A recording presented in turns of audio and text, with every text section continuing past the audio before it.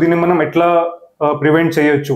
So one thing is load తగ్గియడం ఒకటి, ఇంకొకటి ఏంటంటే మన ఆ టిష్యూ, ఆ ప్లాంటర్ ఫేషియాని స్ట్రెంథెన్ చేయడం. సో మీకు ఈ ప్రాబ్లం వస్తుందంటే మీరు ఫస్ట్ హోమ్ రెమెడీస్ ఏం తీసుకోవచ్చు, షార్ట్ టర్మ్ పెయిన్ రిలీఫ్కి ఏం చేయొచ్చు, లాంగ్ టర్మ్ పెయిన్ రిలీఫ్కి ఏం చేయొచ్చు. సో హోమ్ రెమెడీస్ వచ్చేసి మీరు జస్ట్ ప్లాంటర్ స్ట్రెచింగ్ ఎక్సర్సైజెస్ ఇంట్లోనే చేసుకోవచ్చు. నెక్స్ట్ హాట్ ఫర్మెంటేషన్, అంటే వేడి నీళ్ళలో కాలు పెట్టి ఒక 5 to 10 minutes ఉంచడము. మీరు కొంచెం రెస్ట్, ఫిజికల్ యాక్టివిటీ ఏదైతే మీరు చేస్తున్నారో, ప్రొలాంగ్ స్టాండింగ్ అయినా, వాకింగ్ అయినా, రన్నింగ్ అయినా, ఇవన్నీ టైమింగ్ దీనిలో రెస్ట్ తీసుకోవచ్చు. సో ఇవి వచ్చేసి హోమ్ రెమెడీస్. మీకు దీనికి షార్ట్ టర్మ్కి లాంగ్ టర్మ్కి మీకు ఫిజియోథెరపీ హెల్ప్ తీసుకోవాల్సి వస్తుంది. షార్ట్ టర్మ్కి కొన్ని పర్టిక్యులర్ ఎక్సర్సైజెస్ వస్తాయి, సచ్ యాజ్ మనకు toe extensions, toe curls, toe yoga.